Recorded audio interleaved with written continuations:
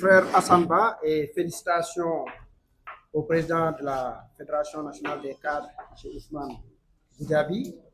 Félicitations également à notre frère Mafal Fall, président de la Fédération nationale des enseignants, pour la brillante présentation du texte liminaire. Merci Hassan. À l'occasion de cet anniversaire, la commission communication du PDS, dirigée par notre sœur, l'honorable député Naksat Diallo, a eu à coordonner un document de référence, un document qui essaie de retracer un tout petit peu et de faire des rappels par rapport aux réalisations du président Abdoulaye Wade. C'est un document sommaire. Ça ne peut pas être une présentation exhaustive. C'est simplement une présentation sommaire de quelques éléments tirés du bilan du président Abdoulaye Wade. Je voudrais, M. Ba Hassan, pour démarrer la présentation, faire une précision de taille. Et que désormais, qu'on retienne cette partie de l'histoire qu'on ne pourrait falsifier ou modifier, cette partie de l'histoire concernant ce que le président Abdoulaye Wade a trouvé au Sénégal le 19 mars 2000 et ce que le président Abdoulaye Wade a laissé aux Sénégalais dans les caisses de l'État après 12 années d'exercice. Je voudrais simplement prendre pour référence le livre intitulé Le Sénégal au 1er avril 2000 de l'ancien Premier ministre socialiste Mamadou Lamine Loum. Dans sa page 31, il disait que le Sénégal disposait de 191 milliards de francs CFA de réserve en mars 2000. Par contre, dans le bulletin des statistiques monétaires et financières de la BCEAO de mars 2012, les avoirs de l'État ont doublé pour atteindre 387 milliards de francs CFA en 2012. En effet, les avoirs de l'État se chiffrent en mars 2012 en 387 milliards de francs CFA, composés comme suit: 136 milliards créances sur la BCEAO, 248 milliards créances sur les banques primaires et 2,9 milliards d'obligations cautionnées. Vous pouvez vérifier ces informations au niveau du site internet de la BCEAO pour confronter les chiffres par rapport à ce que nous venons d'exposer. Cela devrait mettre donc un terme aux multiples supputations voulant faire croire aux Sénégalais que les caisses de l'État étaient vides lorsque le président Abdoulaye Wade quittait le pouvoir. Donc c'est réglé et définitivement. Je voudrais revenir également sur un autre aspect du document. On ne peut pas tout lire, mais on essaiera au moins de choisir quelques points saillants pour partager avec vous. De toute façon, les journalistes auront le document en entier à travers notre responsable de la communication, l'honorable Naksat Diallo. Je voudrais revenir sur la mobilisation des recettes avec le président Abdoulaye Wade. Le président Abdoulaye Wade a su faire des réformes budgétaires, a insisté sur la transparence, également sur la maîtrise du déficit. C'est pourquoi les recettes budgétaires sont passées de 562,3 milliards en 2000 à 1236 milliards en 2011, soit une augmentation de plus de 120%. Le Sénégal devient alors le pays de l'UEMOA à respecter le critère de pression fiscale qui était égal ou supérieur à 17%. Et pour les réformes clés, le président Abdoulaye Wade avait procédé au vote d'un nouveau code des marchés publics en 2007 avec le logiciel SIGFIF et le programme ISPE avec le FMI. Pour rappeler un peu ces exploits budgétaires, nous pouvons considérer que le budget, les recettes budgétaires avaient connu une évolution de 120%. La pression fiscale sur le PIB avait connu une évolution de plus de 2,7 points. Le taux d'investissement avait connu une évolution de plus de 9,6 points et la dette publique était maîtrisée. Parce que la dette publique était seulement de 34,4%. Faites la comparaison avec la situation. Faites la comparaison avec la situation actuelle. Alors qu'en ce moment, le taux moyen au niveau de l'UEMOA était de plus de 34%, c'est-à-dire 40,8%. Malgré la période de crise financière que le régime de Abdoulaye Wade a traversée. C'est des éléments que nous vous exposons de façon sommaire. Permettez-moi de terminer sur ce chapitre avec l'environnement des affaires, parce que le Sénégal figure en cette période, le Sénégal figure parmi les premiers pays réformateurs en Afrique et 5e dans le monde. Premier en Afrique, 5e dans le monde. Si on se référait au Doing Business de 2009, avec la mobilisation de 500 millions US en 2011, et avec d'autres réformes et d'autres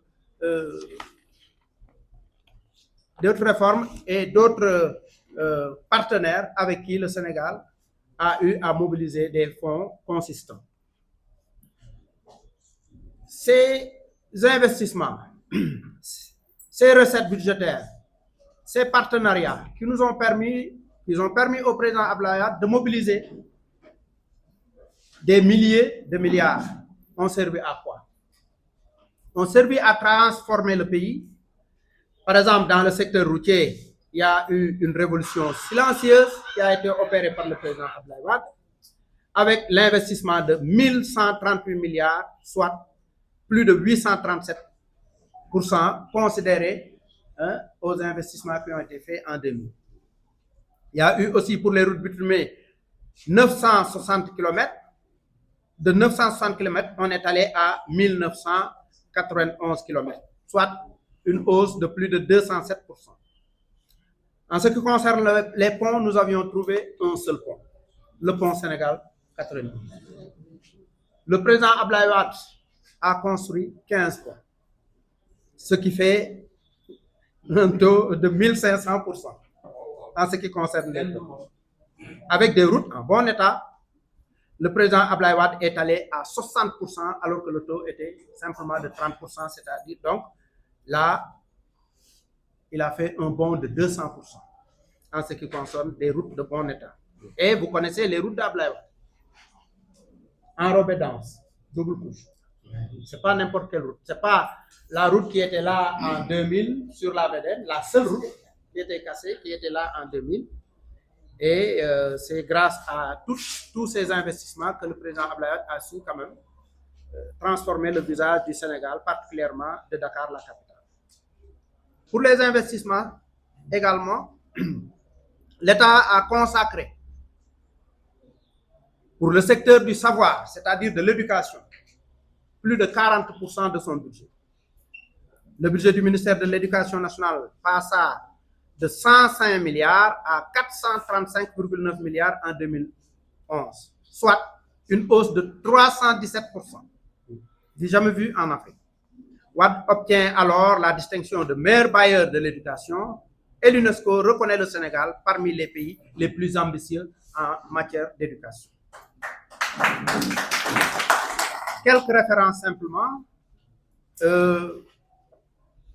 En termes d'écoles préscolaires, nous avions trouvé en 2093, le président est allé à 1260. Faites la différence entre 93 et 1260, une hausse de 1254%. En termes d'écoles élémentaires, nous avions trouvé 4338, le président Abdoulaye Wade est allé à 7537, soit une hausse de plus de 74%. En termes de collèges et de lycées, le président Abdoulaye Wade a trouvé 268 collèges et lycées, il est allé à 1068, soit une hausse de 298%, presque 300%. En termes d'universités publiques, le président Wade a trouvé 2 universités publiques, il est allé à 5, soit une augmentation de plus de 150%. En ce qui concerne maintenant les bourses de l'enseignement supérieur, les boursiers étaient au nombre de 17 179. Le président Abdoulaye Wade est allé jusqu'à 63 395, soit une augmentation de plus de 269%. Et enfin, pour les enseignants élémentaires, du point de vue du recrutement, de 19 876, le président Abdoulaye Wade a recruté jusqu'à hauteur de 44 704, soit une hausse de 125%. Sur ce volet, nous allons terminer par la formation professionnelle et l'enseignement supérieur. 37 nouveaux centres de formation en 11 ans. 24 152 nouveaux diplômés d'État entre 2006 et 2011. Pour l'enseignement supérieur, le président Abdoulaye Wade avait consacré 11% du budget national à l'enseignement supérieur, alors que la moyenne africaine était simplement de 3,8%. Les bourses étaient triplées, ce qui nous a conduit à plus de 670% en ce qui concerne l'octroi de bourses pour les étudiants au Sénégal. Plus de 670%, je dis bien. Je voudrais également, Hassan, aborder sommairement cette partie réservée à la santé et à la protection sociale pour dire simplement que de 30 milliards de francs CFA en 2000, le président Abdoulaye Wade a multiplié par 3 ou même 3,6 le budget du secteur de la santé. Le budget du secteur de la santé est passé de 30 milliards à 109 milliards en 2011. Ce financement a permis une expansion sans précédent du réseau sanitaire, a permis de doubler l'effectif que le président avait trouvé sur place, de renforcer également qualitativement le plateau sanitaire au plan national. Nous pouvons simplement citer quelques exemples, notamment en ce qui concerne le nombre d'hôpitaux publics. De 17, nous sommes allés à 35, soit une augmentation, une multiplication de 2,1. Les centres de santé, nous sommes allés de 58 à 75, soit une multiplication de 1,3. Pour les postes de santé, nous sommes allés de 817 à 1245, soit une multiplication de 1,5. Pour les scanners, il n'y avait que 2 scanners au Sénégal. Le président Abdoulaye Wade est allé à 13 scanners, c'est-à-dire multiplier le nombre par 6,5. Et enfin, le budget que nous avions tantôt évoqué, qui était passé de 30 milliards à 109 milliards, c'est-à-dire multiplié par 3,6. Et aussi quelques initiatives de protection sociale. Je vous rappelle le plan Sésame, avec la prise en charge gratuite de personnes âgées de 60 ans au plus, avec la gratuité des antituberculeux, des vaccins, des antirétroviraux, des ACT et des césariennes. Il y avait également une subvention annuelle de 300 millions par an, une subvention de 300 millions par an sur l'achat d'insuline pour les diabétiques. Et enfin, on ne sera jamais exhaustif, mais enfin, la subvention de la séance de dialyse au Sénégal, qui variait entre 50 et 100 000 francs par sujet. En ce qui concerne les services sociaux de base, l'eau, l'assainissement, l'habitat, l'emploi, la réduction de la pauvreté, je vais simplement, Hassan, me limiter à l'eau et à l'assainissement, l'habitat et l'emploi. Vous allez consulter le document. Pour l'eau potable et l'assainissement, les OMD étaient en ligne de mire pour le président Abdoulaye Wade. Le taux d'accès en eau potable en milieu urbain a atteint 98,5% en 2011, alors que l'objectif OMD en 2015 était simplement de 96%. Donc, avant la date limite, le président Abdoulaye Wade, lui, a dépassé le taux et l'objectif qui a été fixé par les OMD en 2015, c'est-à-dire 96%. Les investissements ont doublé de 81,7 milliards entre 96 et 98 du temps des socialistes à 151,5 milliards entre 2000 et seulement 2008.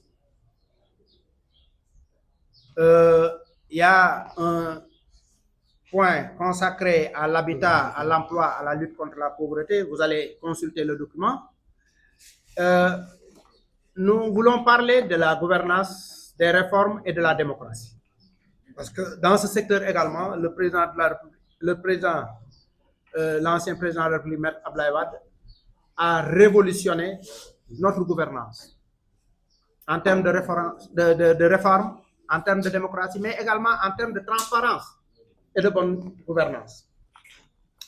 Je vous rappelle simplement les garanties de liberté, d'opinion, d'expression, de réunion et de manifestation qui ont été consacrées par la Constitution de 2001.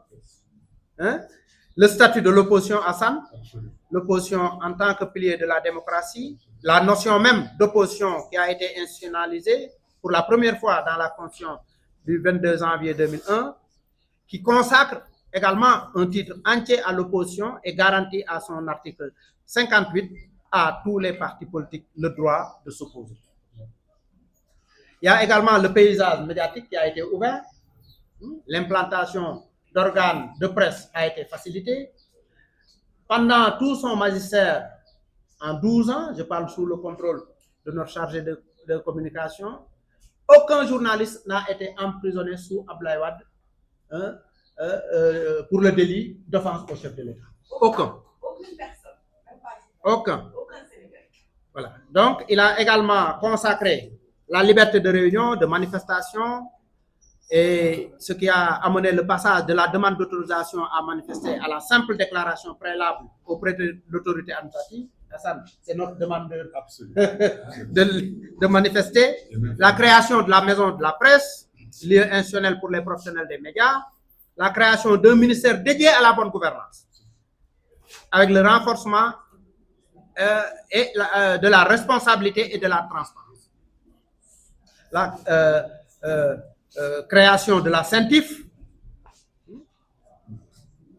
pour la détection et le traitement des circuits financiers illicites, la création du Conseil national de lutte contre la corruption, devenu OFNAC, avec des pouvoirs renforcés. Il y a d'autres éléments, je ne vais pas vous retenir encore pendant longtemps. Je vous... Oui, non. Ils le verront. Là, ils parlent de la réforme du code minier. Pour les femmes, Wade a toujours cru aux femmes. Il y a des avancées historiques qui ont été notées sous le magistère du président Abdoulaye Wade, avec un cadre légal,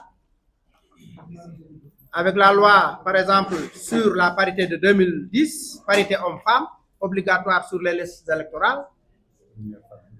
Abdoulaye Wade a nommé la première femme Premier ministre du Sénégal, Madame Mame Madior Boye, en 2001. Première femme présidente du Conseil constitutionnel, Madame Marielle Ndiaye. Première femme préfète du Sénégal, au Sénégal, Madame Viviane Pampassi, notre concitoyenne, qui ouvre ainsi la voie à la féminisation de l'administration territoriale. Il y a également l'ouverture de la gendarmerie, de la douane, de l'armée et de la police aux femmes. Ça, c'est sous le magistère du président Abdoulaye Wade. Il y a également beaucoup de programmes de microfinance qui ont été lancés, tout simplement pour l'autonomisation économique des femmes. Vous allez voir les détails dans le document. Abdoulaye Wade également l'artiste. Abdoulaye Wade, le protecteur des arts et des lettres. Abdoulaye Wade, le protecteur des arts et des lettres. Parmi les grandes œuvres, Nous pouvons noter la porte du millénaire. Vous connaissez l'histoire de cette porte du millénaire. Vous aurez quelques détails dans le document. Je vous ferai l'économie de les lire. Il y a également le monument de la Renaissance africaine à Ouakam, chez notre frère Hassan Ba, la place du souvenir africain, le musée des civilisations noires en pleine ville et, pour ne citer que cela, le Grand Théâtre National, qui est une infrastructure moderne pour les arts de la scène, accueillant aujourd'hui des spectacles et des concerts internationaux. Il y a également beaucoup d'événements culturels qui ont été organisés au Sénégal, notamment le FESMAN, le Salon Tika, etc., etc. Ouad l'Africain également, avec une vision panafricaniste. Le plan Oméga avec le président Abdoulaye Wade, lancé en 2001, avec comme objectif proposer un plan continental de développement basé sur les infrastructures, l'agriculture, la lutte contre la pauvreté. Pour sa portée diplomatique également, le plan Oméga a été accepté par ses pairs africains, ce qui a conduit à une fusion la même année avec le Millennium African Recovery Plan, le MAP, porté par le président sud-africain Thabo Mbeki, pour donner naissance au NEPAD, New Partnership for Africa Development, adopté en juillet 2001 à Lusaka par l'Union africaine. Abdoulaye Wade a également initié la Grande Muraille Verte, lancée en 2007. Et la Grande Muraille Verte continue encore son bonhomme de chemin. L'objectif visé par le président Abdoulaye Wade avec la Grande Muraille Verte, c'était de créer une bande végétale sur 6000 km de long et 15 000 km de large à travers 11 pays du Sahel, c'est-à-dire du Sénégal à Djibouti. Il voulait lutter contre la désertification, restaurer 100 millions d'hectares de terre en Afrique et améliorer la résilience des populations face au changement climatique. Les pays concernés sont le Sénégal, bien sûr, la Mauritanie, le Mali, Burkina Faso, Niger, Nigeria, Tchad, Soudan, Éthiopie, Érythrée et Djibouti. Pour le leadership également, l'homme, Abdoulaye Wade, son leadership au plan international. Vous vous rappelez, allez relire ses discours au plan international, à l'UNESCO, à la Tribune des Nations Unies, un peu partout. Hein? FAO, les rencontres du G7, du G20, pour lesquels il a été invité, allez encore revisiter ses discours. Le président Abdoulaye Wade a toujours insisté sur un siège permanent pour l'Afrique au Conseil de sécurité de l'ONU, avec un droit de veto pour l'Afrique. Ça a été son combat. Ça a été son combat au niveau des Nations Unies. Pour le président Abdoulaye Wade qui portait le combat, la réforme du Conseil de sécurité et la place de l'Afrique dans la gouvernance mondiale devraient être acceptées par les grandes nations. Le président Abdoulaye Wade a déclaré qu'il est question de réparer une erreur historique, affirmant qu'il n'est pas possible de concevoir un rôle crédible pour l'ONU sans que l'Afrique, qui représente plus du quart des effectifs et occupe 70% des questions à l'ordre du jour, ne dispose d'un siège permanent et d'un droit de veto. C'est pertinent, non?